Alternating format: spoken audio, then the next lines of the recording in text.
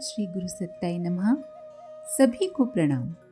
पिछले वीडियो में हमने सुना गीता में ये प्रेरणा है कि प्रत्येक व्यक्ति ज्ञान की पवित्रता एवं उपयोगिता को समझे और समझकर उसे हृदयंगम करने के लिए कटिबद्ध हो। गीता ज्ञान का ग्रंथ है।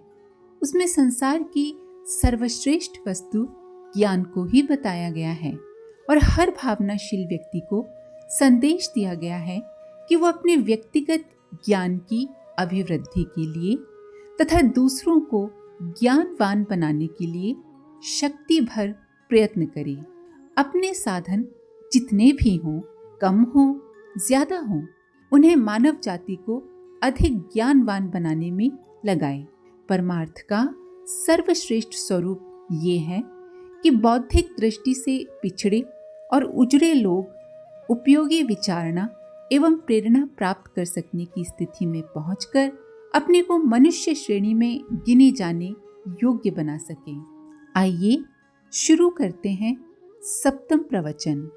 विद्या विनय संपन्ने ब्राह्मणे गवि हस्तनी शुनि चैव पाके च पंडिता समदर्शिना। अध्याय 5 श्लोक 18।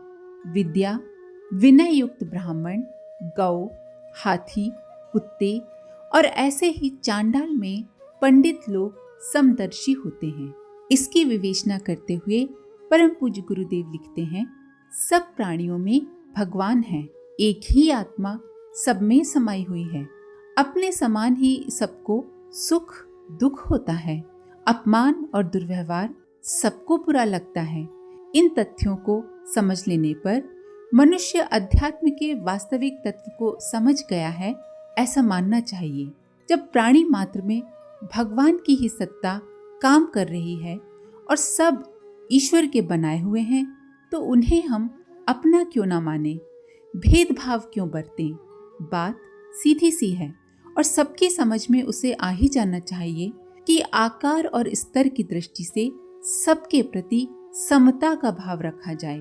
भगवान ने उपर्युक्त श्लोक में इसी तथ्य का प्रतिपादन किया है। उन्होंने विद्वान, ब्राह्मण, गौ, हाथी, कुत्ता और चांडाल को साम्य भाव से देखने का निर्देश किया है और समत्व की भावना रखने वाले व्यक्ति को समदर्शी कहकर सम्मानित किया है।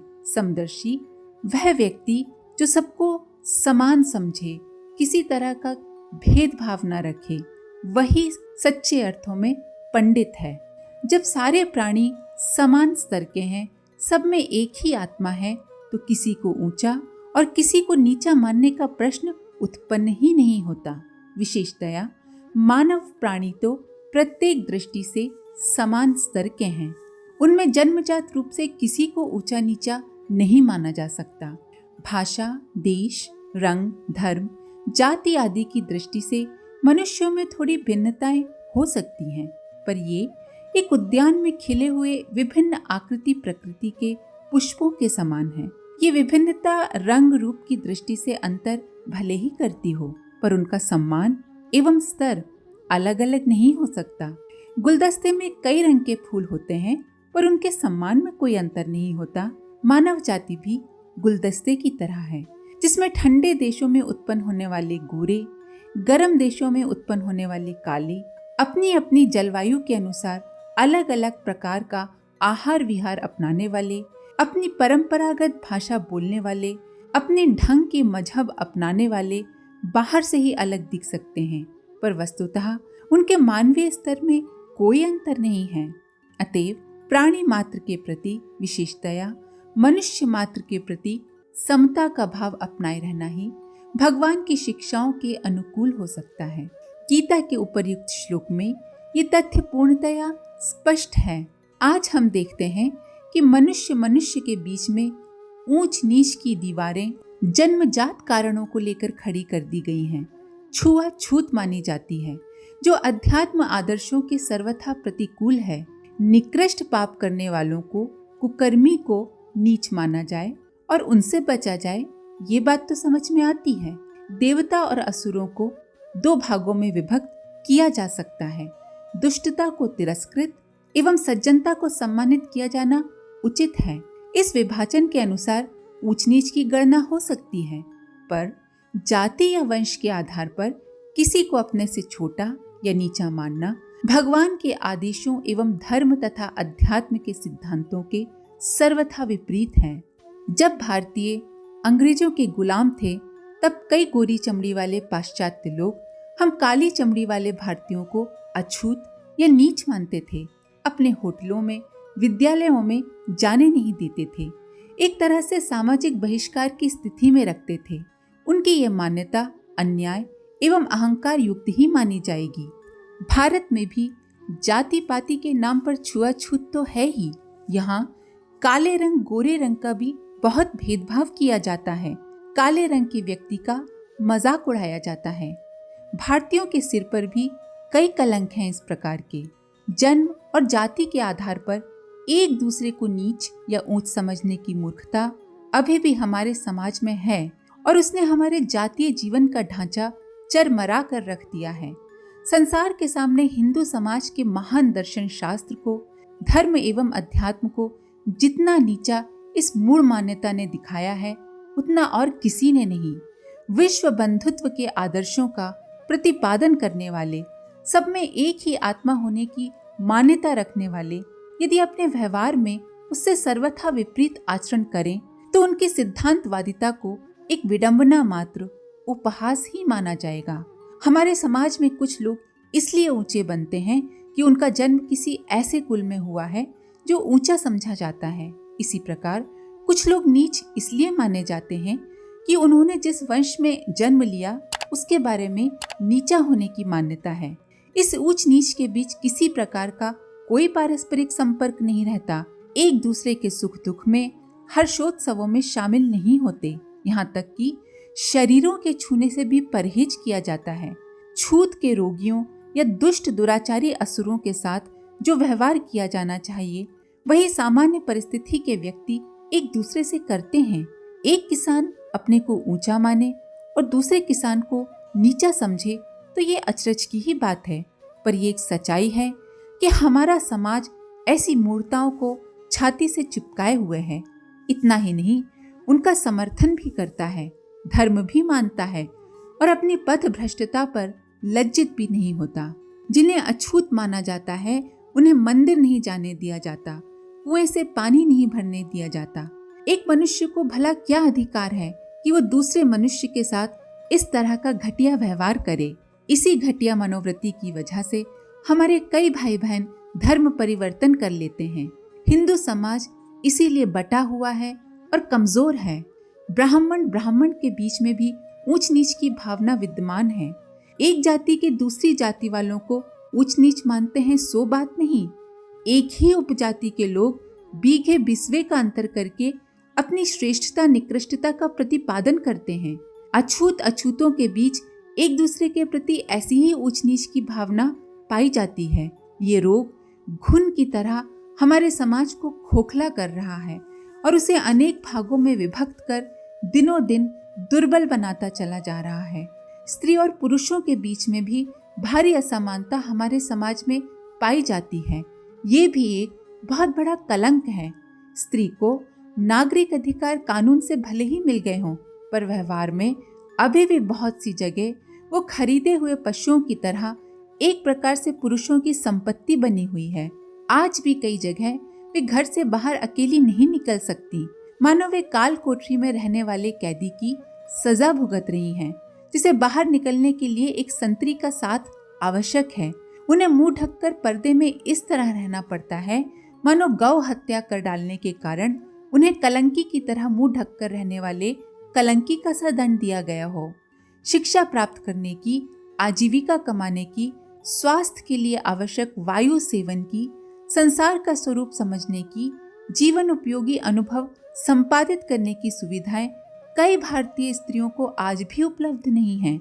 उन्हें एक अविश्वस्त अपराधी की तरह ऐसे कठोर नियंत्रण में रखा जाता है जिसमें एक प्रकार से उनकी आत्मा ही कुचल जाती है।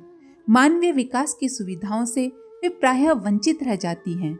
नारी चूल्हा फूंकने और बच्चे उत्पन्न करने की मशीन मात्र रह जाती है। उसकी प्रतिभा, कुशलता एवं पराक्रमशीलता से समाज को जो लाभ पहुंच सकता था, उससे अब समाज को वंचित रहना पड़ रहा है। जन्म से जाति मानने का उद्देश्य प्राचीन काल में पेशे और व्यवसायों का विभाजन था, ताकि वंश परंपरा में चले आ रहे व्यवसाय को अपनाकर पीढ़ी दर पीढ़ी उन कार्यों में अधिक कुशलता उत्पन्न की जाती रहे। ऊंच नीच मान बैठने की कल्पना वर्णाश्रम धर्म का प्रचलन करने वालों के मस्तिष्क में स्वप्न में भी नहीं थी। ऊंचे कहलाने वाले लोगों के मन में अकारण, अनुचित, उपहासास्पद अहंकार उत्पन्न करना और नीच कहलाने वालों में बिना किसी कारण छोटा, ओछा, अभागा, दीन पतित मान बैठने की हीनता उत्पन्न करना विशुद्ध रूप से एक नैतिक अनाचार एवं सामाजिक अत्याचार है। हिंदू धर्म के संस्थापक इतने उदार, दूरदर्शी एवं न्यायप्रिय थे कि वे वर्तमान में प्रचलित जाति पाति के कारण चल पड़े ऊंच नीच के भेदभाव को कदापि स्वीकार नहीं कर सकते थे। उनकी आत्माएं स्वर्ग में बैठी रो रही होंगी कि हमने किन उच्च उद्देश्यों को लेकर वर्णाश्रम धर्म की स्थापना की थी और आज लोगों ने उसकी कैसी दुर्गति बनाई और क्या से क्या करके रख दिया। गीता कर्म से जाति मानती है। जो जैसा कर्म करता है वह उस जाति का माना जाता है। गुण, कर्म, स्वभाव के कारण मनुष्य मनुष्य में भेद हो सकता है। देवता, मनुष्य और असुर, इन 3 वर्णों में कोई विभाजन किया जाए तो समझ में आ सकता है। व्यवसायों के हिसाब से भी श्रेणी विभाजन किया जा सकता है, पर किसी कुल में जन्म लेने मात्र से कोई व्यक्ति ऊंचा या नीचा कहलाने लगे, इस मान्यता के पीछे न कोई तर्क है और न न्याय। वर्ण प्राचीन काल में भी थे, पर उनमें पूर्ण आत्मीयता, एकता, समानता एवं सौजन्य का भाव था। चारों वर्ण एक ही शरीर के 4 अंगों की तरह काम भले ही अलग करते थे, पर वे सब थे पूर्णतया एक। गीता में भगवान ने व्यवसाय और स्वभाव के अनुसार वर्ण विभाजन की बात कही है। इसमें किसी जाति में जन्मने के कारण ऊंच या नीच होने का कोई संकेत नहीं है। वकील का पुत्र वकील ही होना चाहिए, ये कोई आवश्यक नहीं। कलेक्टर का बेटा कलेक्टर ही हो, ये भी कोई आवश्यक नहीं। ब्राह्मण कुल में जो कोई जन्मे वो ब्राह्मण के गुण, कर्म, स्वभाव धारण किए हुए होगा, ये आवश्यक नहीं। इसी प्रकार छोटे कहे जाने वाले वर्णों में कोई महापुरुष उत्पन्न ना हो, ऐसी कोई बात नहीं। इन दिनों जात पात के आधार पर जो ऊंच नीच की मान्यता चल रही है वो असंगत ही नहीं, हिंदू धर्म की मूल मान्यताओं के प्रतिकूल भी है। इस प्रकार का दृष्टिकोण अपनाकर हमने अपनी संस्कृति को उपहासास्पद बनाया है। अपनी इस संकीर्णता को जब तक हम बनाए रहेंगे तब तक हम अविवेकी, अनुदार और अन्यायी लोगों की श्रेणी में गिने जाने वाले घृणित लोग ही बने रहेंगे। गीता हमें इस स्तर का बने रहने का कदापि समर्थन नहीं कर सकती। इसी प्रकार नारी जाति के प्रति हीनता का दृष्टिकोण रखना, उन्हें मानवीय नागरिक अधिकारों से वंचित रखना, शिक्षित, स्वावलंबी, स्वस्थ एवं अनुभवी बनकर राष्ट्र की समृद्धि में समुचित योगदान कर सकने से रोके रहना एक घृणित श्रेणी का सामाजिक अत्याचार है। इन सामंतवादी संकीर्णताओं के समर्थन में धर्मशास्त्र की दुहाई देना भारतीय धर्म की श्रेष्ठता को नष्ट करने जैसा कुत्सित प्रयास है। प्राचीन भारत के इतिहास पर दृष्टिपात करने से ये स्पष्ट हो जाता है कि कभी किसी युग में ऐसा अत्याचार नारी जाति के साथ नहीं हुआ जैसा आज तथाकथित धर्म परंपराओं के नाम पर प्रचलित है। धर्म ऐसे अनाचार का कदापि समर्थन नहीं कर सकता। भारतीय संस्कृति यदि ऐसी ओछी, संकीर्ण एवं अन्यायी रही होती तो संसार में इतने दिनों तक उसका अस्तित्व न टिक सका होता। विवेकशील लोगों ने उसे लात मारकर दुनिया के पर्दे पर से कब का मिटा दिया होता। अन्यायी व्यक्तियों का नाश हुआ तो अन्यायी परंपरा ही कैसे जीवित बनी रहती। जब से हमने ऐसी मूल परंपराएं अपनाई हैं जो हमें एक दूसरे से जाति पाति के नाम पर अलग कर देती हैं, तभी से हमारा पतन हुआ है। पिछले 1000 वर्षों तक हमें विदेशी आक्रमणकारियों के जो लोमहर्षक अत्याचार सहने पड़े, उन्हें यदि हमारी अन्याय मूलक मान्यताओं का हमें दंड मिला है ऐसा कहा जाए तो अत्युक्ति न होगी। हमने अपनों को सताया तो दूसरे हमें सताने आ गए। शेर को सवा सर मिल गया। दूसरों को न्याय का उपदेश देने से पहले हमें अपने हाथ अनीति के कीचड़ से सने हुए न रखने का प्रयत्न करना होगा। अन्यथा हर अत्याचारी हमें ये कह सकेगा कि हम छोटी जातियों या नारियों के प्रति जो अन्याय बरतते हैं उसे सुधारे बिना न्याय की पुकार करने की हिम्मत हम किस मुंह से करते हैं। जातिगत ऊंच नीच और नारी जाति के प्रति असमानता का भाव आज हमारे भारतीय समाज के दो भारी शत्रु हैं। इनने हमारे मस्तिष्कों में गहराई तक जड़ें जमा ली हैं। आवश्यकता इस बात की है कि इसे तत्परता पूर्वक सुधारा जाए। गीता का समता दृष्टि वाला आदर्श हमें अपने व्यक्तिगत और सामाजिक जीवन में सम्मिलित रखना ही चाहिए। इसके बिना हमारी सामूहिक प्रगति नहीं हो सकती। आज के लिए इतना ही। आप सभी का धन्यवाद। ओम शांति।